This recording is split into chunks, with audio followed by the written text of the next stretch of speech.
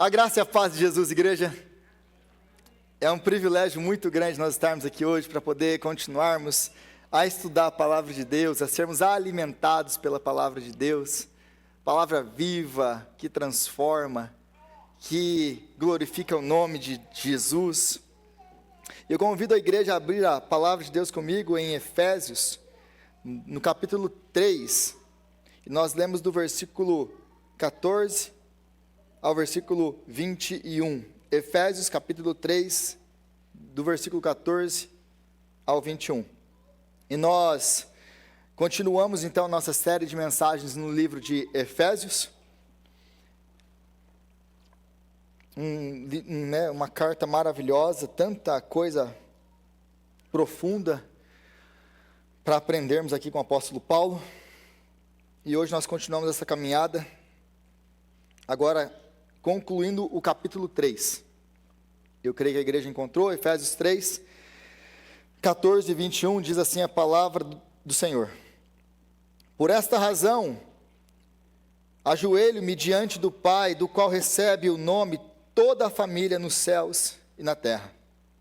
Oro para que, com as suas gloriosas riquezas, Ele os fortaleça no íntimo do seu ser, com poder por meio do Espírito, para que Cristo habite no coração de vocês mediante a fé.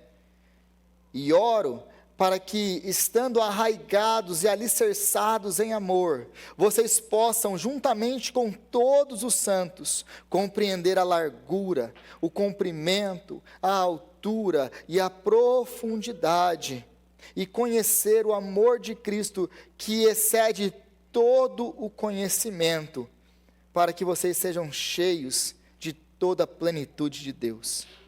Aquele que é capaz de fazer infinitamente mais do que tudo que pedimos ou pensamos, de acordo com o seu poder que atua em nós, a Ele seja a glória na igreja e em Cristo Jesus, por todas as gerações, para todo o sempre. Amém. Oh Senhor, que palavra maravilhosa. Que texto, ó Deus, maravilhoso. E nós clamamos agora a Ti, que o Senhor venha abrir o nosso entendimento. Que o Senhor venha nos dar graça para entender a Sua palavra, a profundidade dessa palavra. Que o Senhor, Pai, venha, apesar de mim, falar com o seu povo. Que apesar de mim, o Senhor, Pai, venha comunicar a grandeza do Evangelho de Cristo, exposto, Pai, nesses versículos que nós lemos. Glorifica o Teu nome, Pai, aqui hoje, através da exposição da Sua palavra. Exalta o nome de Jesus Cristo. Abençoa, edifica, alimenta o Teu povo. É a nossa oração, em nome de Jesus. Amém. Amém. Por esta razão, ajoelho-me diante do Pai. É assim que o versículo 14 ele começa, mas é da mesma maneira que o versículo 1 começou. Se vocês se lembram, se vocês estavam aqui no dia que nós começamos o capítulo 3 então começa: por essa razão, eu, Paulo, sou prisioneiro de Cristo Jesus, por amor de vocês, gentios. Então, no versículo 1 aqui, ele começa a falar por essa razão, e ele quer começar a falar: por essa razão eu me ajoelho, por essa razão eu oro. Mas aí ele se lembra que ele tem que explicar alguma coisa. Por essa razão eu sou prisioneiro de Cristo. Primeiro ele precisa fundamentar a autoridade apostólica dele. O porquê ele está preso, ele precisa explicar por que ele está preso se ele é fiel a Deus. Porque na cabeça dele, se ele está preso, é porque ele fez alguma coisa errada. Então ele vai explicar, então ele faz uma grande, que nós chamamos de digressão aqui, ele faz um parênteses teológico. Ele começa a falar: por essa razão. E aí ele para. Mas deixa eu explicar uma coisa para vocês. E aí ele explica, do versículo então 2 aí, até o versículo 13, nós temos essa grande pausa do apóstolo Paulo, esse grande parênteses. Agora no versículo 14 ele volta. Tá bom, agora que eu expliquei isso, fecha parênteses. Por essa razão, ajoelho-me diante do Pai. Aí a pergunta que tem que ter no seu coração agora é: qual a razão, apóstolo Paulo? Por que você se põe de joelhos diante do Pai? Por que você ora ao Pai? Qual a razão, apóstolo Paulo? Se você se lembrar do capítulo 2, o apóstolo Paulo, a partir do versículo 1, ele vai falar da nossa condição. Vocês estavam mortos em suas transgressões e nos seus pecados, nos quais vocês costumavam a viver, segundo o príncipe da potestade do ar, Satanás. Aquele que está agindo agora em todos aqueles que não estão em Cristo. Vocês estavam mortos em seus delitos e pecados, e por natureza eram merecedores da ira, filhos da ira. Aí ele começa a descrever a nossa agora condição. A partir do versículo 4 ele muda tudo aquilo. Sim, vocês eram isso, mas agora em Cristo vocês agora são isso.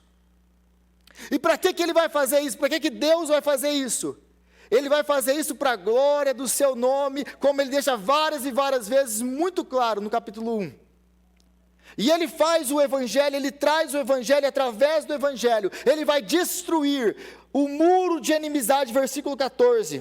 Pois ele é a nossa paz, a qual de ambos fez um, destruindo a barreira, o muro de inimizade.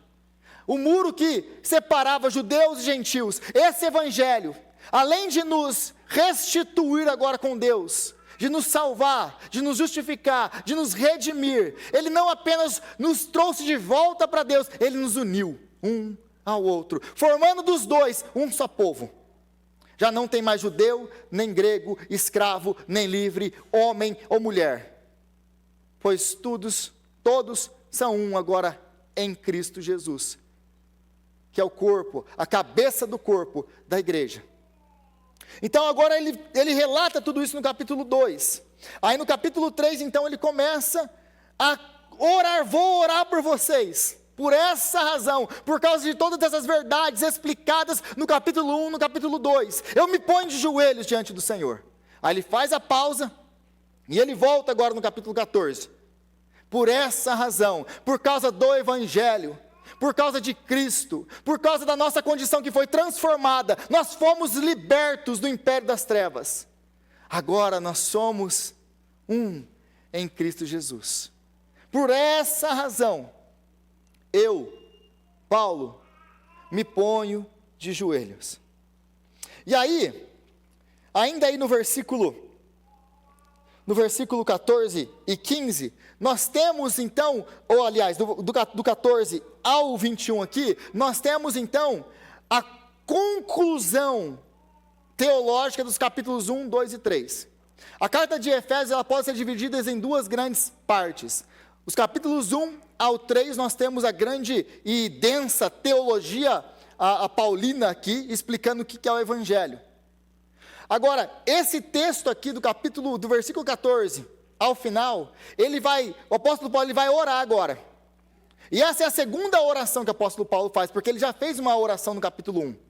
Então agora ele vem e ele faz uma outra oração agora pelo seu povo, ou pela igreja.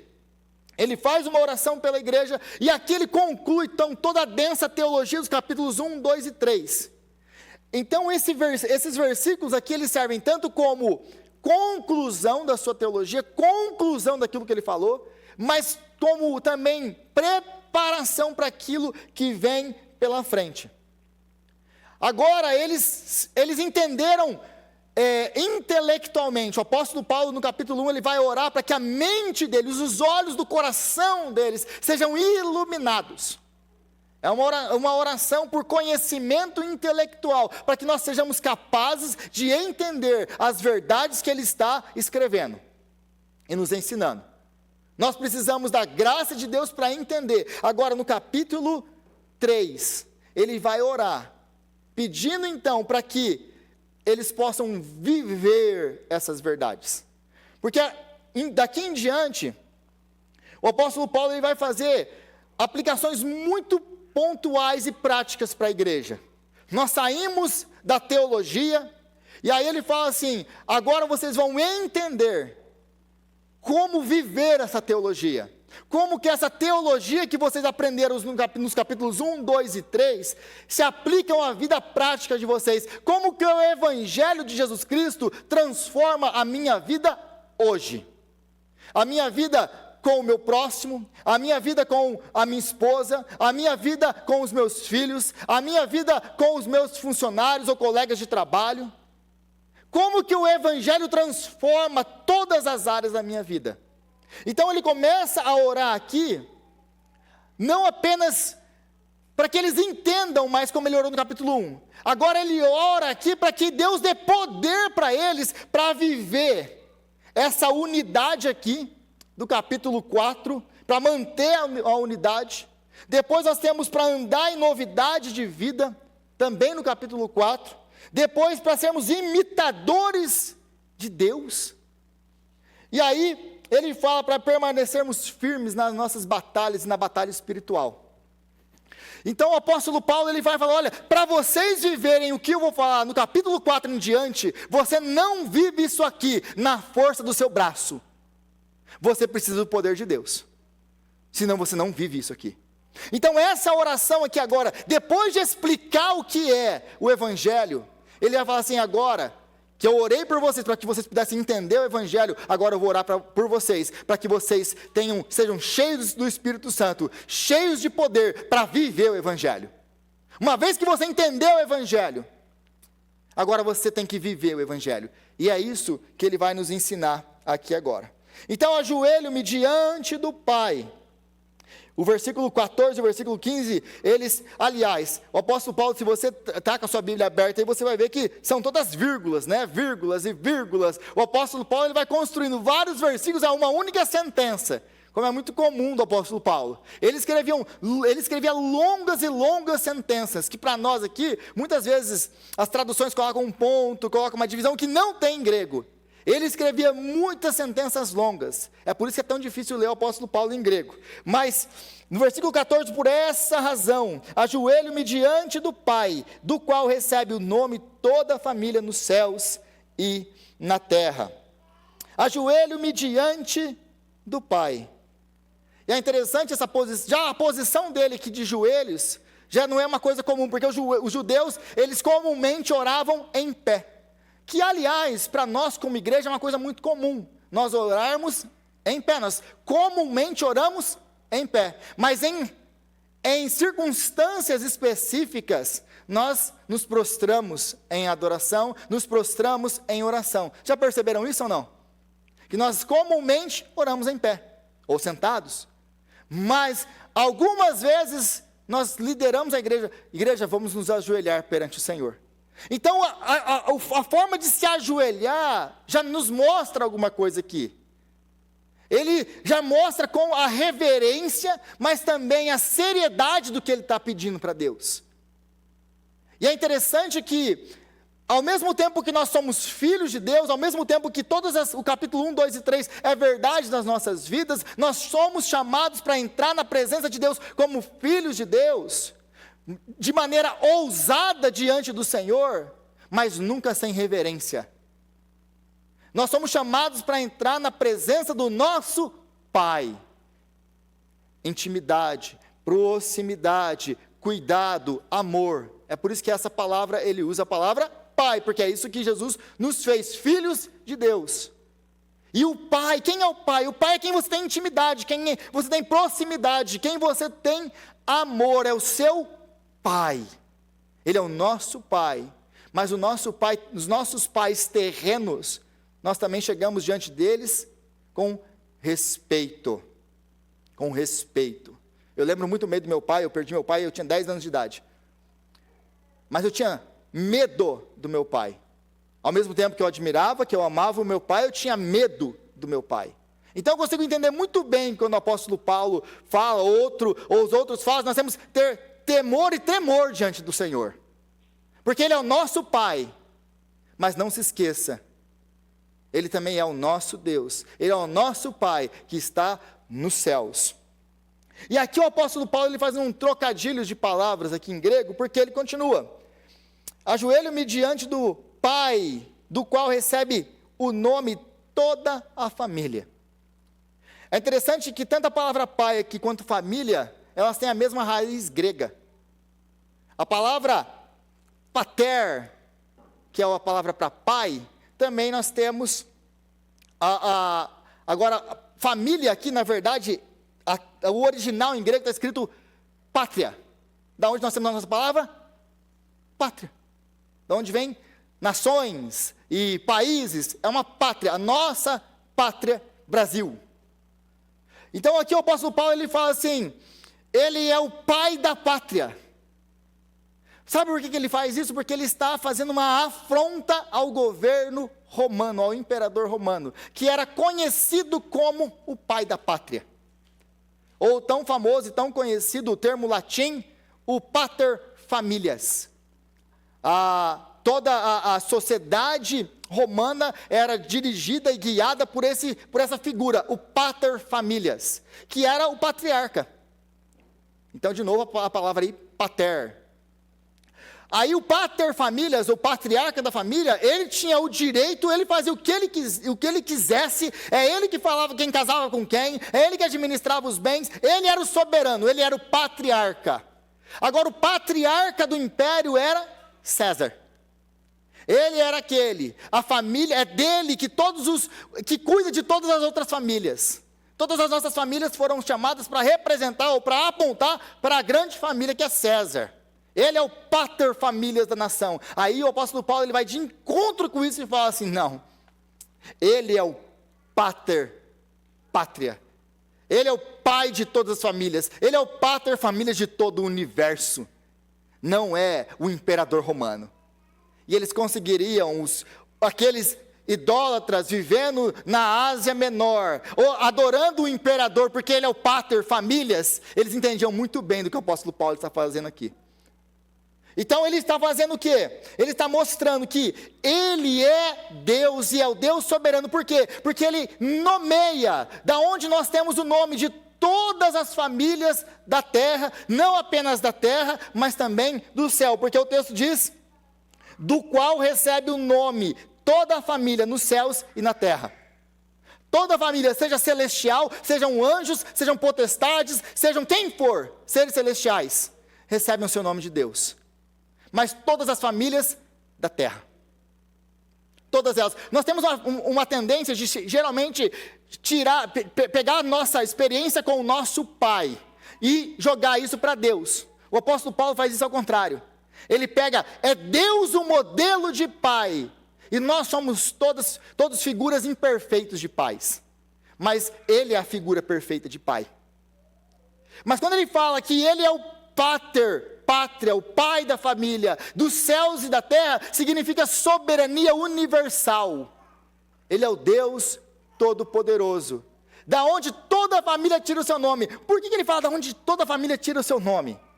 O que significa isso em termos práticos? O ato de nomear na Bíblia é o ato de ter poder sobre alguém. Eu tenho meu filho, quem dá nome para os meus filhos? Sou eu. Porque eu tenho autoridade para dar nome para os meus filhos. Eu sou o pai deles. Quando o apóstolo Paulo fala que ele é o pai, de onde vem o nome, toda a família, seja nos céus e na terra, ele é aquele que nomeia tudo. Ou seja, tudo está dentro da esfera da autoridade dele, porque é ele que nomeia todas as coisas. Ele é o Deus supremo e soberano. E agora aqui nós também aprendemos uma lição preciosa e valiosa para nós. Nesses primeiros versículos. A nossa identidade, ela vem do Pai.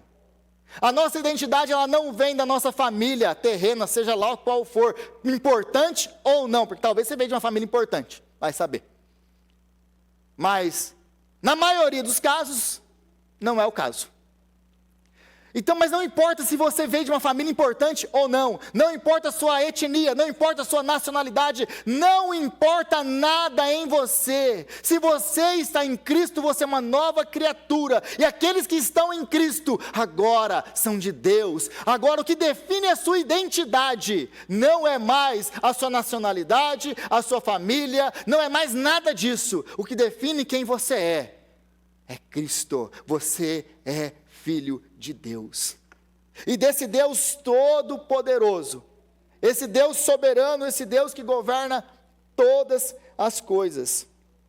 Então, Ele é o Pai a quem nós oramos, a quem nós buscamos, a quem nós nos ajoelhamos e respeitamos, e isso aqui traz para nós uma esperança maravilhosa, porque esse Todo-Poderoso, esse Senhor, Criador dos céus e da terra, esse que nomeia todos, Ele é o nosso Pai, e nós podemos entrar na sua presença, sempre que nós quisermos e precisarmos.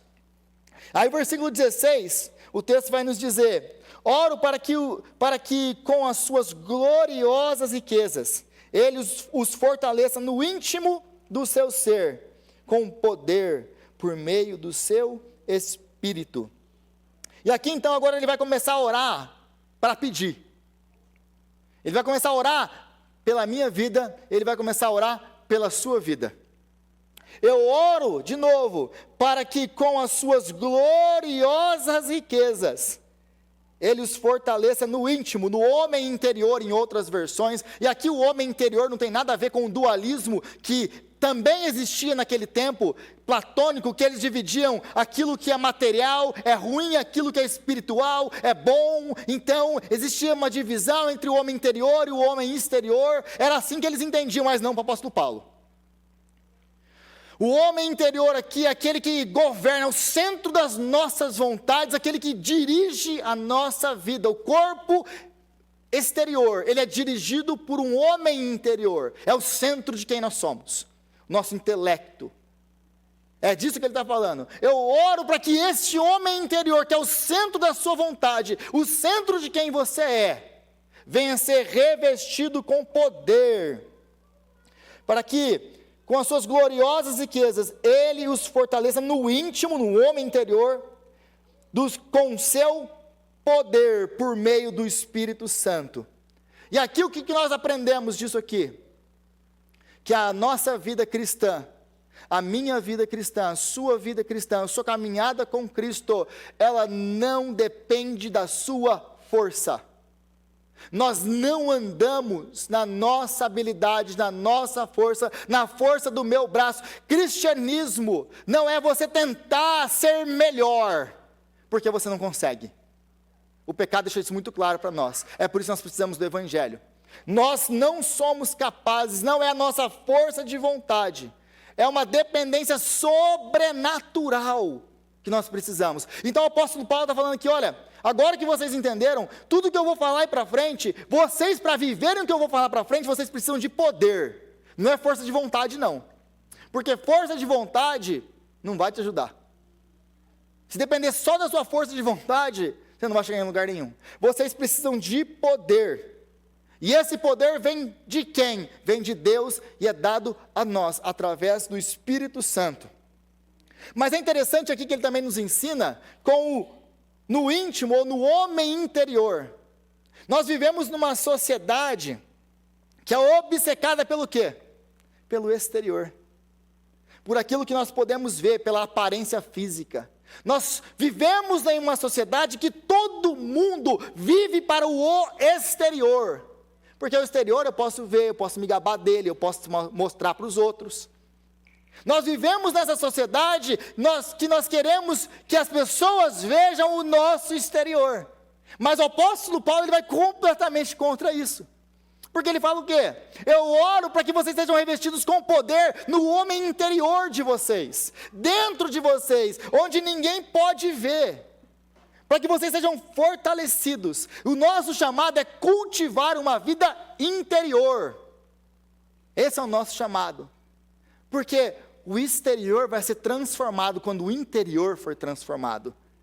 Porque se você se preocupar com o seu exterior e você viver apenas para o seu exterior, e tem muita gente assim, preocupada com o exterior, que vive para o exterior, e tem até um exterior bonito, tem até uma aparência bonita, tem até prosperidade, algumas coisas que dá para jogar na cara dos outros, mas por dentro está podre, mas por dentro está morto. E aí o apóstolo Paulo está nos chamando então aqui, a fazer o quê? Se preocupem com o interior, busquem ser fortalecidos, busquem pelo poder que vem do alto para transformar o seu interior, e o exterior vai ser consequência do interior. E aí ele vai usar, ainda aí, nesse versículo, continuando, versículo 16, oro para que, com as suas gloriosas riquezas, ele os fortaleça no íntimo do seu ser, com poder por meio do seu Espírito, para que Cristo habite no coração de vocês mediante a fé. Oro para que, estando arraigados e alicerçados em amor, versículo 18, vocês possam, juntamente com todos os santos, compreender a largura, comprimento, altura e profundidade. Então agora, versículo 17 aqui, para que Cristo habite no coração de vocês mediante a fé, e oro para que, estando arraigados e alicerçados. É interessante que ele usa duas metáforas aqui, dois símbolos, as árvores e os prédios. E as duas metáforas que ele usa aqui, apontam para essas três coisas: estabilidade, permanência e profundidade. Estabilidade, permanência e profundidade. Por que ele fala isso? Primeiro, as árvores, arraigados no amor de Cristo. Por que nós precisamos estar arraigados? Por que ele usa isso aqui? De novo, mostra estabilidade. Uma árvore, para que ela seja saudável, ela tem que ter as suas raízes no profundo. Porque quanto mais fundo ela vai, mais água ela encontra, mais ela é nutrida. De modo que, quando chegar o dia da seca, as suas folhas não murcham. Não é assim que começa o Salmo de número 1?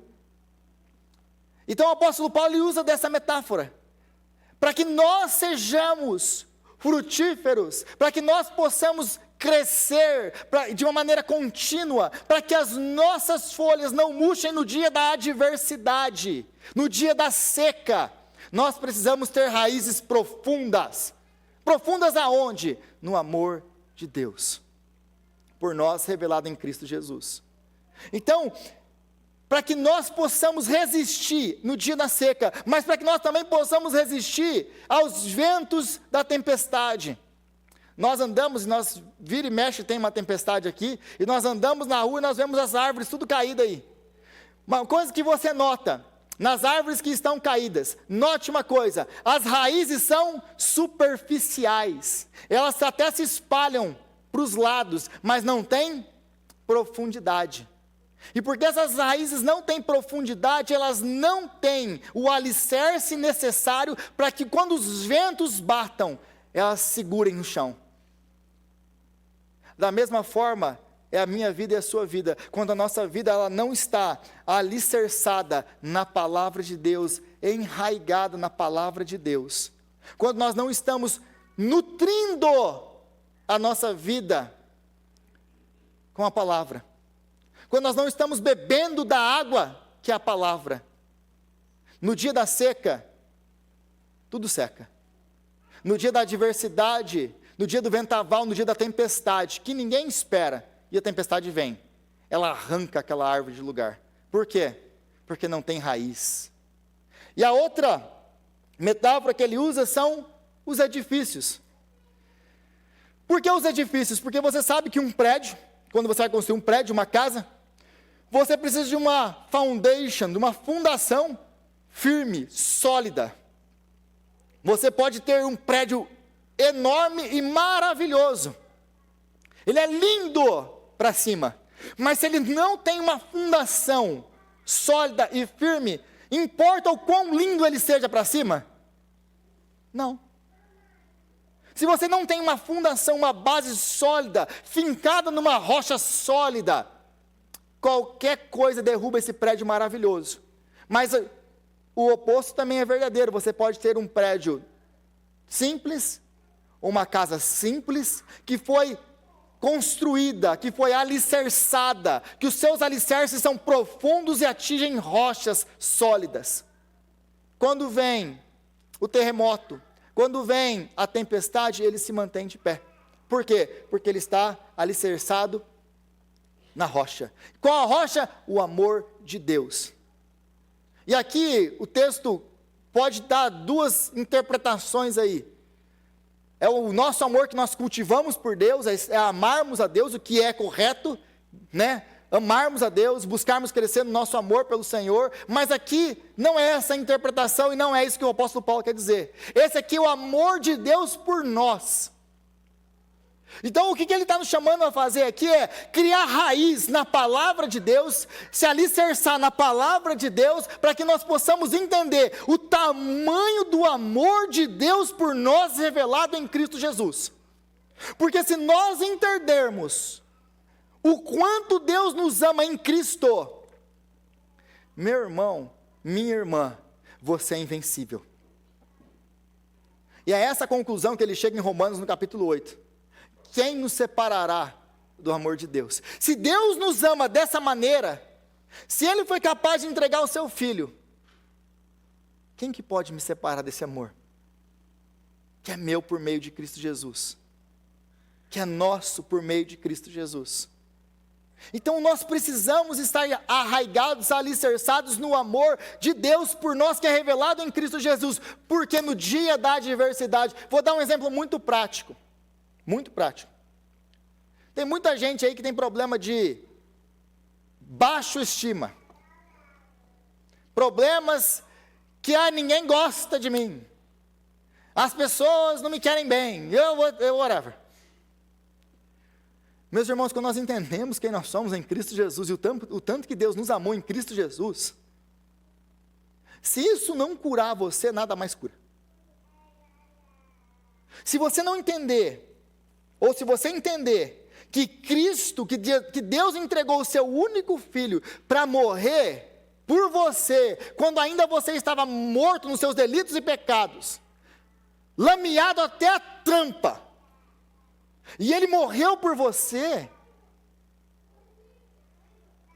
quanto mais agora que você foi lavado pelo sangue precioso de Cristo. Quem pode nos separar do amor de Deus, que é nosso por meio de Cristo Jesus? Ninguém.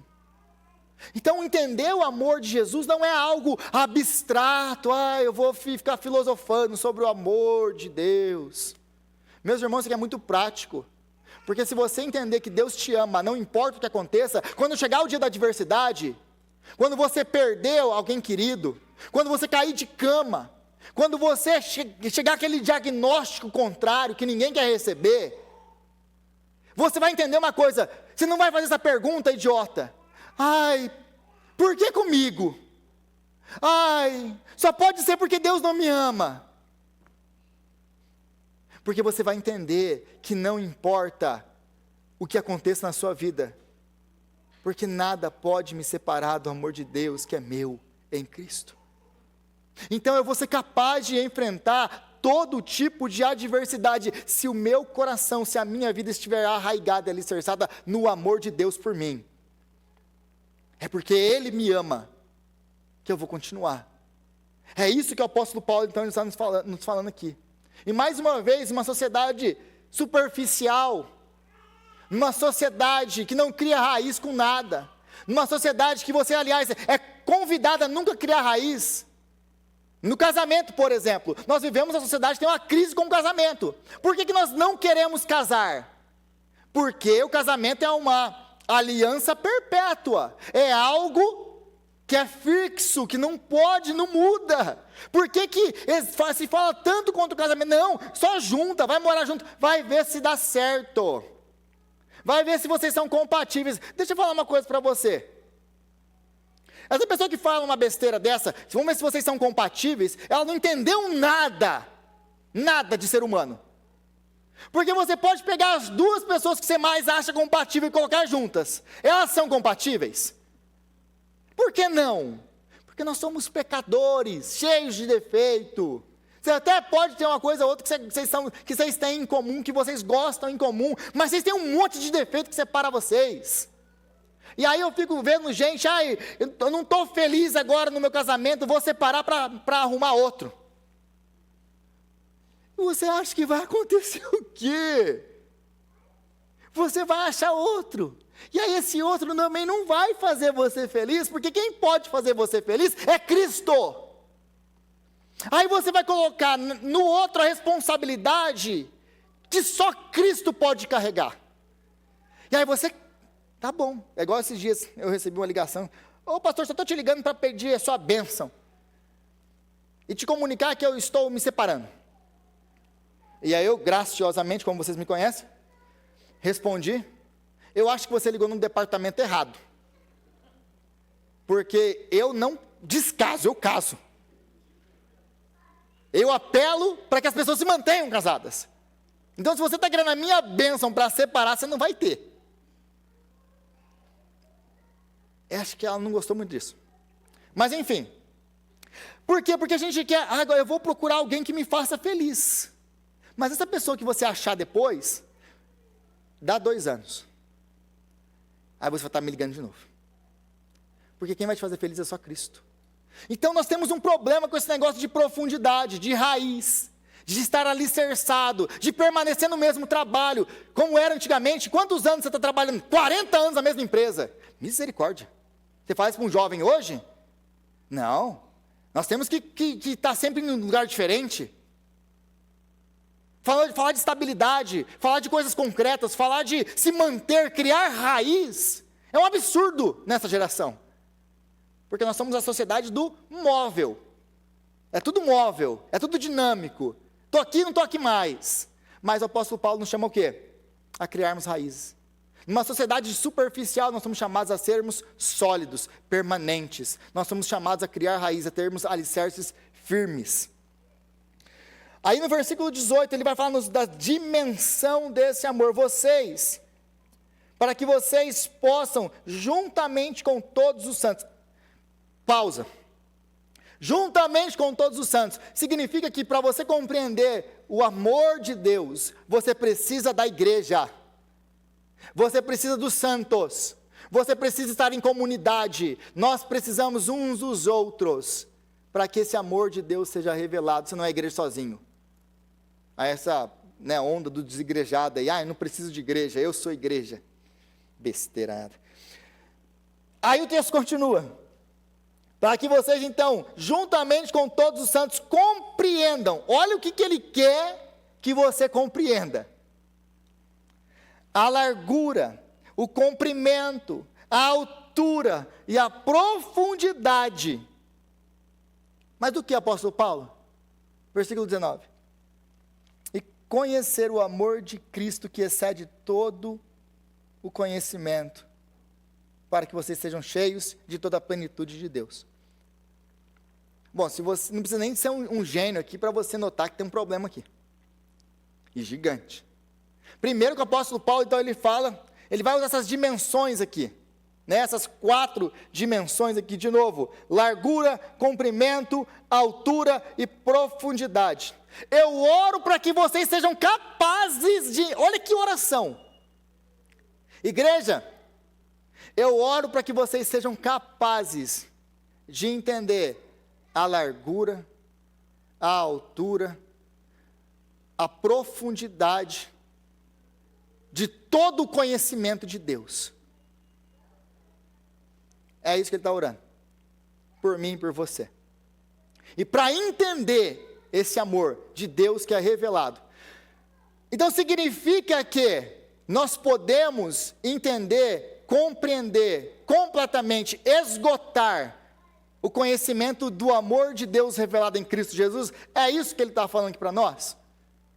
Vocês acham que existe a capacidade de nós conhecermos completamente o amor de Deus revelado em Cristo Jesus? Qual que vocês acham que vai ser o grande tema do céu? nós pensamos que nós conhecemos alguma coisa. Nós pensamos que o tema do céu, que a alegria do céu, vai ser pisar em rua de ouro, ver mar de cristal. Meus irmãos, deixa eu falar uma coisa para você. Rua de ouro, você enjoa. Aliás, glória a Deus, porque ele vai ser a luz. Imagina a luz brilhando Você tentou dirigir, você imagina você tentar dirigir com um asfalto de ouro. Com o sol na nossa cara já é difícil. Então, rua de ouro você enjoa. Mar de cristal também. Mansões celestiais também. Tudo isso passa, não faz diferença. Os grandes mistérios que nós não conhecemos aqui agora, nós vamos conhecer assim. Sabe aquele livro do Apocalipse que você gosta? Você vai entender tudo de Apocalipse no dia que vier acontecer. Tudo. Desse jeito assim, ó. Faz sentido agora. Mas sabe uma coisa que você nunca vai compreender, nunca vai esgotar completamente? E você vai passar a eternidade, cada vez mais apaixonado e cada vez mais admirado, é com o Evangelho de Jesus Cristo. É como, vocês já viram, esses dias ela estava a lua cheia, e ela estava enorme, eu acordei de madrugada para orar, e tinha uma luz tão forte dentro da sala, que eu pensei que a luz do poste, colocaram um poste na frente da minha casa. Aí quando eu abri assim a cortina, a lua ela estava tão grande e tão clara, que ela iluminava inteiro assim a minha sala. E eu, assim, uau! Que coisa maravilhosa! E eu glorifiquei a Deus naquele momento por causa da lua. Meus irmãos, na eternidade a gente vai começar a entender mais e mais, cada dia mais, o amor de Deus revelado em Cristo Jesus através do Evangelho. E a gente vai ver uma faceta desse Evangelho sendo mostrada para nós, e nós vamos, uau, que evangelho maravilhoso, e a gente vai, e a gente entende um pouquinho mais do amor de Deus, e a gente, uau, sabe por que o céu nunca vai enjoar? Porque você nunca vai esgotar o amor de Deus, que é revelado em Cristo Jesus, o nosso Senhor, vai sempre ficar admirado, uau, uau, uau, tamanho é o seu amor. Então, quando o apóstolo Paulo está falando aqui, que ele pode, então, eu oro para que vocês conheçam isso aqui, ele não está falando de você ser capaz, em primeiro lugar, em segundo lugar, te dando dimensões, você como se fosse capaz. Não, ele está falando assim, olha, essas dimensões, você pode tentar usar dimensões espaciais para poder achar o amor de Deus e calcular o amor de Deus revelado em Cristo, e você nunca vai ser capaz. É isso que ele está falando aqui. Mas ele também pode estar nos falando aqui, deixa eu falar para vocês o que provavelmente que pode ser para nós, que o amor de Cristo, ele é largo o suficiente para incluir cada pessoa, cada pecador. Que ele é longo o suficiente para se estender de eternidade em eternidade. Porque como o Eduardo leu aqui hoje, no versículo 17 do Salmo 103, ele nos ama de maneira eterna. É de eternidade em eternidade, porque ele é o Deus que de eternidade em eternidade tu és Deus e não há outro. Ele nos amou com amor eterno.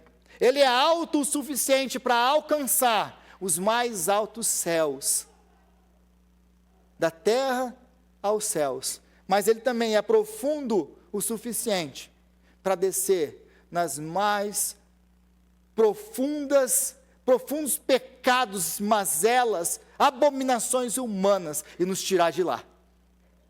Esse é o amor dele por nós. Talvez colocando em um pouquinho mais de Bíblia nisso, né? O seu amor então é largo o suficiente para abranger o mundo inteiro, porque Deus amou o mundo de tal maneira. É longo o suficiente para se estender de novo, de eternidade passada a eternidade futura. Com amor eterno te amei, por isso com benignidade te atraí. E tendo amado os seus que estavam no mundo, os amou até o fim. É alto o suficiente para nos elevar da depravação total em que nós estávamos, à adoração celestial. Nos ressuscitou e nos fez assentar nos lugares celestiais em Cristo Jesus. E é profundo o suficiente para alcançar os piores pecadores. O Filho do Homem veio buscar e salvar os que estavam perdidos. Esse é o amor de Deus por nós. Ele não pode ser medido. Mas, mesmo assim, o apóstolo Paulo, ele ora por isso. Para que vocês venham a compreender, para que vocês venham conhecer o amor de Cristo, que excede todo conhecimento. Peraí, o apóstolo Paulo, eu não entendi o que você falou. Eu estou orando para que vocês conheçam o amor de Cristo em todas as suas dimensões espaciais, mas que vocês conheçam esse amor que excede todo conhecimento. Vou traduzir.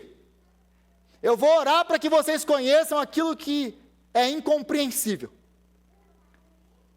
Mas o apóstolo Paulo, não faz sentido isso. Como que nós vamos conhecer o que é incompreensível? Realmente não existe maneira de nós conhecermos e esgotarmos a grandeza, a glória de Deus, o amor de Deus que é revelado no Evangelho. Mas mesmo que nós não sejamos capazes, nós somos capazes sim de experimentar na nossa vida, aqui e agora, aquilo que nós acabamos de ler. O amor de Deus que nos alcançou, que nos transformou, que nos tirou do lamaçal do pecado, que nos deu vida. Nós fomos alcançados por esse grande amor. Mesmo que eu não esgote e não conheça Ele perfeitamente, eu consigo experimentá-lo de maneira transformadora, cada dia mais e mais e mais na minha vida. E aí ele pede, no versículo 19, conhecer o amor de Deus, de Cristo, que excede todo conhecimento, para que vocês sejam cheios de toda a plenitude de Deus. Espera aí, apóstolo Paulo, quem que é a plenitude de Deus? É Cristo. Ele é a plenitude de Deus. Como assim um ser finito como eu vou ser cheio da plenitude de Deus? Não faz nem sentido, apóstolo Paulo. Não tem condição. E aqui, a gente não pode cair no panteísmo, que acredita que Deus é tudo e está em tudo, e a gente é Deus também, aquele negócio todo. Mas o que ele está falando aqui é que nós, esse barquinho aqui, que não vale nada, ele vai ser tão cheio de Deus, tão cheio do Espírito Santo, que as nossas velas, elas vão ser completamente cheias desse vento que é o Espírito Santo. E esse vento que vai soprando nas nossas velas, vai nos guiando para onde Ele quer, do jeito que Ele quer, na velocidade que Ele quer. É estar tão cheios de Cristo, tão cheios do Espírito, que já não sou eu mais quem vivo, mas Cristo vive em mim. É estar tão cheio de Deus, que eu vou conseguir viver o capítulo 4, 5 e 6. Porque é só cheio do Espírito Santo que você vai conseguir viver o capítulo 4, 5 e 6. Eu não sei se você conhece o capítulo 4, 5 e 6 de Efésios, mas ele não é fácil de viver, não. Mas se você for cheio do Espírito Santo, e é a única maneira, então o Espírito Santo ele vai movendo o seu barquinho, cheio do Espírito Santo, para que você possa viver essas verdades maravilhosas. E aí ele chega no versículo 20. E aquele que é capaz de fazer infinitamente mais de tudo que pedimos ou pensamos, de acordo com o seu poder que atua em nós. E esse versículo muita gente conhece e cita ele, Mas aquele que é poderoso para fazer infinitamente mais, Ele vai te dar aquele carro, Ele vai te dar aquela casa, Ele vai te dar aquele emprego, Ele vai te dar isso, Ele vai te dar aquilo. Vocês entenderam o contexto da passagem? Está falando alguma coisa disso aqui? Você pode usar esse versículo para isso? O que ele está... Olha a diferença, ele está pedindo coisas grandiosas, eternas, que não se comparam com coisas físicas. Ele está falando, olha, eu estou orando para que o coração de vocês seja iluminado, vocês sejam cheios do poder de Deus, vocês sejam cheios do Espírito Santo, vocês possam compreender aquilo que não é compreensível pela mente humana. Ele não está limitando aqui a coisas físicas, temporais, passageiras. O apóstolo Paulo não se preocupa com isso, aliás, a Bíblia não se preocupa com isso. Deus está preocupado com a nossa vida eterna. E o resto Ele vai dar o que a gente precisa. Ele vai prover o que nós precisamos, segundo a vontade dEle. Mas essa não é a promessa aqui. Então, quando ele fala, olha, aquele que é capaz de fazer infinitamente mais. O apóstolo Paulo está falando assim, tudo que eu acabei de orar é impossível. E eu sei que é impossível. Compreender o incompreensível? Ser cheio da plenitude de Deus? Ser cheio do poder de Deus? Quem que pode fazer uma coisa dessa? Ele pode. É por isso que ele chega aqui no versículo 20 e faz essa afirmação. Aquele que pode, aquele que é poderoso para fazer infinitamente mais do que nós pedimos ou até pensamos. Vocês acham que é muito que eu pedi para vocês, que eu orei por vocês, que é muito aqui? Deixa eu falar uma coisa para você. Ele é capaz de fazer infinitamente mais do que eu acabei de pedir para vocês. Ele é capaz de fazer na vida de vocês coisas que eu não consigo nem descrever com palavras. Que, aliás, essa própria palavra infinitamente mais aqui é uma pobre tradução grega. Porque o apóstolo Paulo vai empilhando aqui, no grego, superlativos para tentar descrever do que Deus é capaz. E aí a gente traduz infinitamente mais. Mas não tem como. E é isso que ele está falando aqui para nós. Deus é capaz de fazer por vocês e transformar vocês, para que vocês vivam dessa maneira aqui, e que vocês não conseguem nem imaginar o tipo de vida que vocês podem ter, se vocês se renderem completamente ao poder de Deus. Se vocês estiverem arraigados, alicerçados no amor de Deus em Cristo. Meus irmãos, o que o apóstolo Paulo está orando, o que ele está nos prometendo aqui, é uma vida que nós não conseguimos nem imaginar. Porque ele é capaz de fazer infinitamente mais do que nós pedimos ou até pensamos. E aqui, nós aprendemos uma coisa muito importante sobre as nossas orações. As nossas orações, elas estão limitadas ao tamanho do nosso Deus. As nossas orações vão até onde a nossa teologia alcança. Sabe por que as nossas orações são orações pífias? Orações pobres? Porque o nosso Deus e o nosso conhecimento do Senhor é pobre, é patético. O apóstolo Paulo pode pedir grandes coisas porque ele conhece um Deus grande, que pode fazer infinitamente mais. A sua oração está conectada completamente à sua teologia. Sabe por que nós não pedimos coisas grandes para o Senhor? E de novo, Ele não é o gênio da lâmpada. Nós não estamos falando de coisas grandiosas aqui para fazer o seu nome grande. É para transformar a sua vida e você viver o impossível dele para você. Porque isso aqui é impossível. Mas Ele pode fazer infinitamente mais. Mas nós não oramos assim porque nós não conhecemos esse Deus.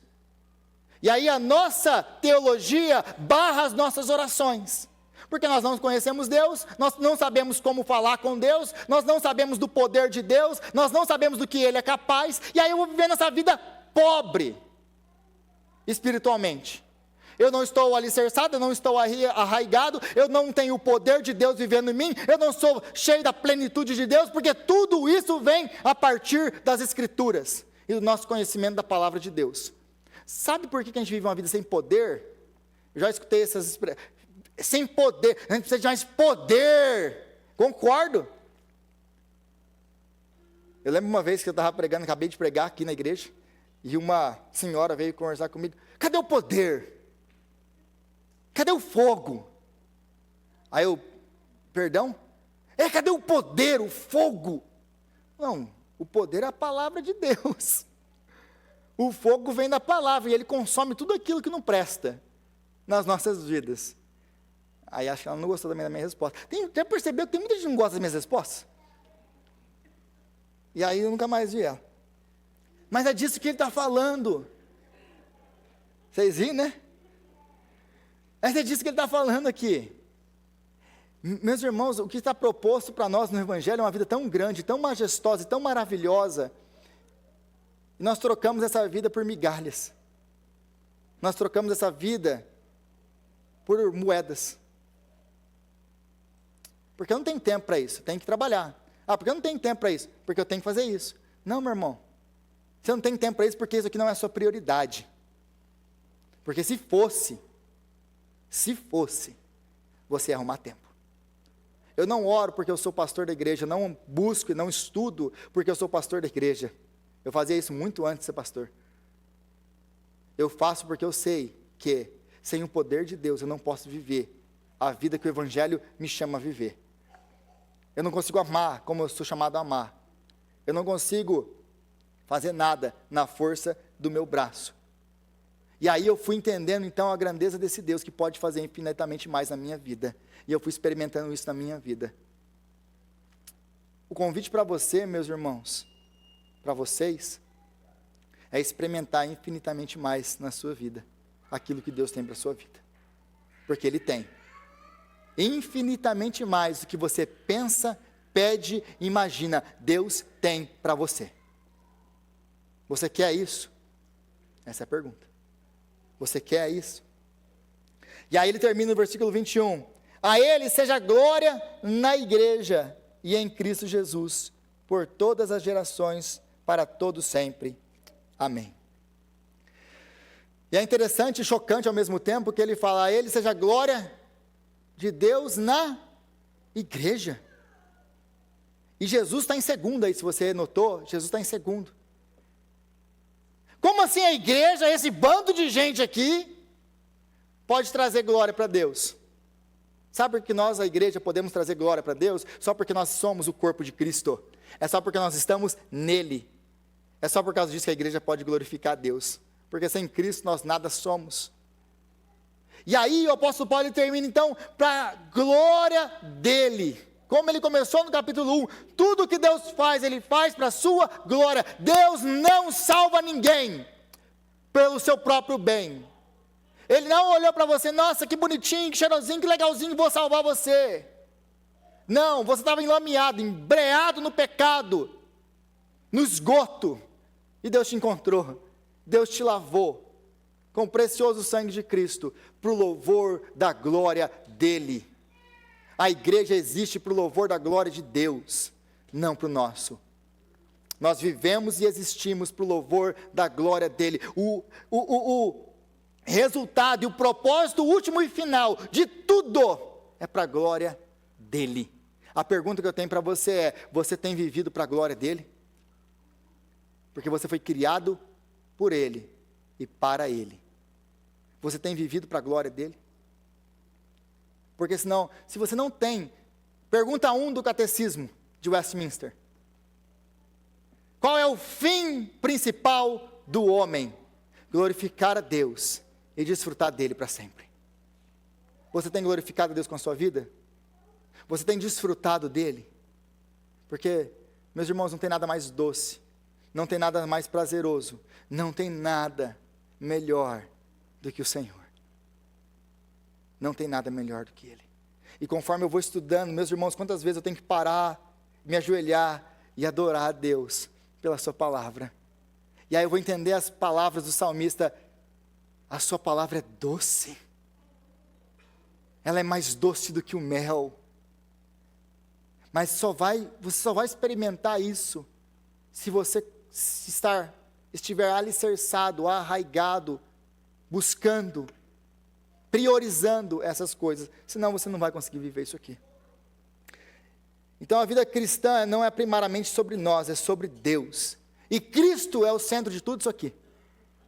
Porque começa com Deus, termina, por essa razão, ajoelho-me diante do Pai, da qual toda a família recebe o nome, e termina para a glória dEle. A Ele seja glória na igreja e em Cristo Jesus, por todas as gerações. Até quando essa glória vai?